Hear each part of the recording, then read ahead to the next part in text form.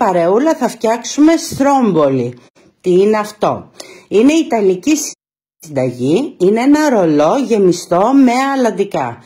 Θα δείτε τον τρόπο, θα σας πω πόσο εύκολη είναι η ζυμούλα. Μόνο μισή ώρα την άφησα να ξεκουραστεί, δηλαδή καθόλου κόπο, τίποτα, με ένα ποτήρι νερό μόνο. Λοιπόν, θα τη φτιάξουμε παρεούλα και εάν θέλετε μπορείτε να τη φτιάξετε κι εσείς, εάν έχετε τα υλικά στο σπίτι. Καλώς τον Αλέξανδρο, άκουσες στρόμπολι και ήρθες? Καλησπέρα σας. Να σας πω, θα γελάσετε, την έλεγα λάθος. Εγώ, πώς το έλεγα να δείτε, στρομπόλι? Ενώ λέγεται στρόμπολι. Μπήκα στο Google και το είδα για να σας το πω σωστά. Τι καλό φτιάχνουμε, κυρία Μαρία? Στρόμπολι. Τι είναι αυτό? Θα δεις. Εξήγησέ μας και σε εμάς. Λοιπόν, η ζυμούλα που έφτιαξα, ένα ποτήρι νερό, γύρω στα 300 γραμμάρια αλεύρι για όλες τις χρήσεις, 2 φακελάκια μαγιά, λίγο αλάτι, λίγη ζάχαρη. Τέλος, αυτό ήταν. Μισή ώρα μόνο να ξεκουραστεί. Βάζουμε αλατάκι, αλευράκι στην τάβλα μας. Άκου αλατάκι. Λοιπόν, στην άκρη το μπολάκι μας. Εκεί. Για να δούμε τι θα φτιάξουμε σήμερα. Αυτό με ενοχλεί. Σε λίγο θα χρειαστεί. Για πάμε. Μια χαρά ξεκουράστηκε η ζυμούλα μου.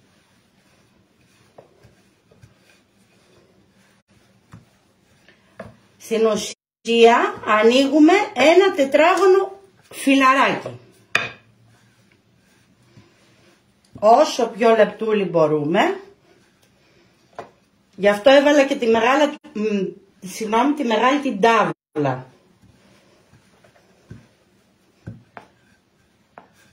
Δεν θέλουμε συμμετρικά πράγματα, έτσι. Βλέπετε πόσο εύκολα άνοιξε.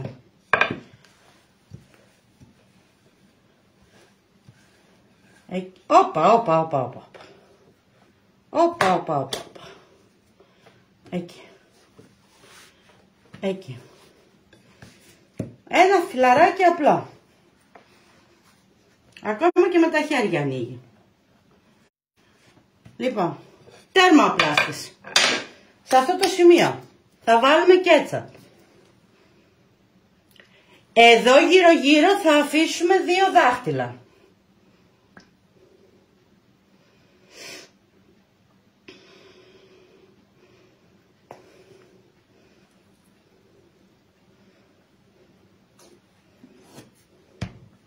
Παίρνουμε το πινέλο και απλώνουμε παντού.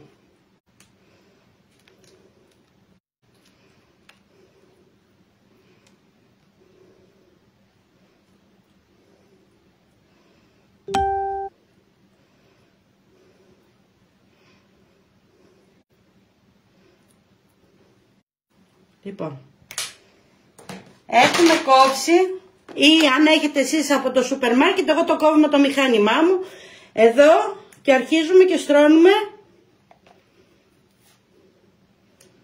αλαντικά.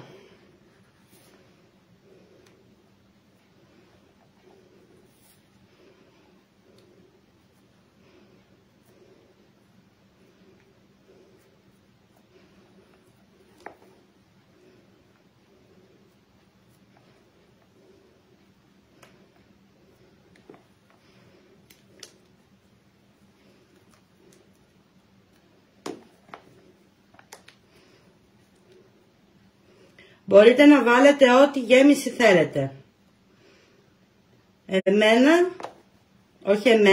Στα παιδιά αρέσουν αλαντικά και τυριά. Εσείς μπορείτε να βάλετε ό,τι θέλετε. Ελιές, ντομάτα, μανιτάρια, ό,τι σας αρέσει.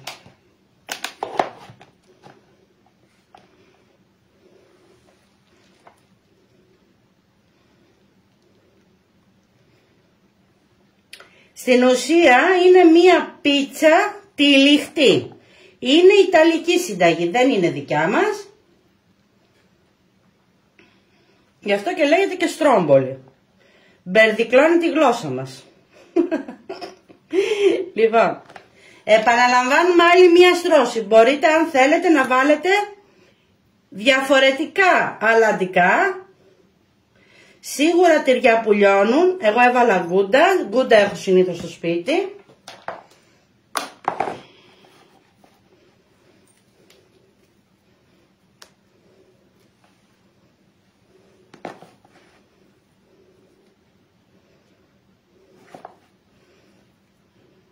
Και πλούσια θα την κάνω. Λοιπόν, στην άκρη αυτό. Βάζουμε λίγο τυράκι ακόμα.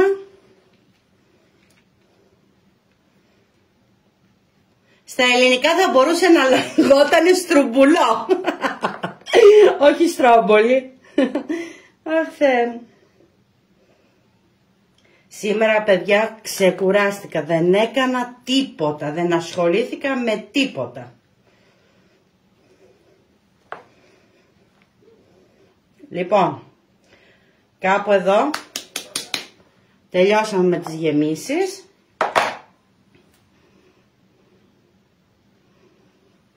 Δεν έχω να κάνω κάτι άλλο.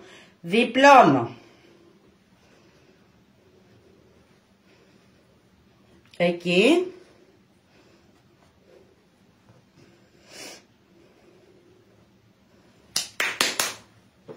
Να τα βάλω όλα στην άκρη.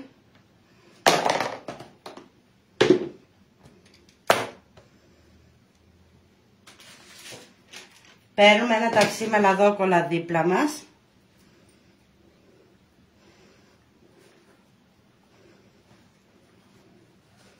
Ρολάρουμε.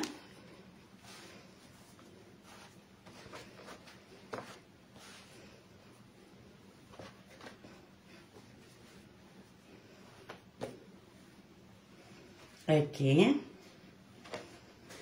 Βάζουμε από κάτω το δίπλωμα.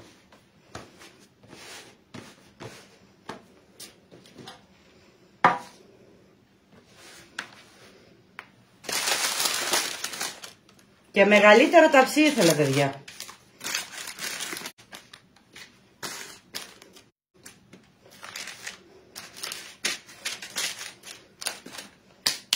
Λοιπόν, σε αυτό το σημείο παίρνουμε ελαιόλαδο.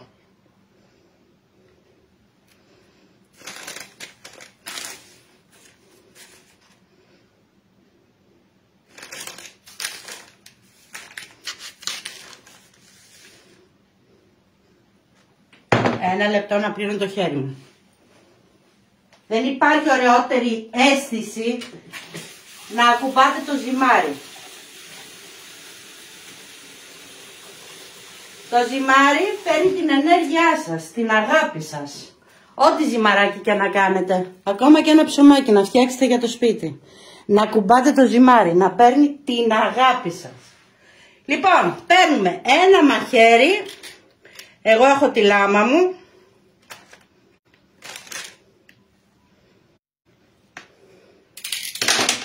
Και ρίχνουμε πάνω στο σουσαμάκι.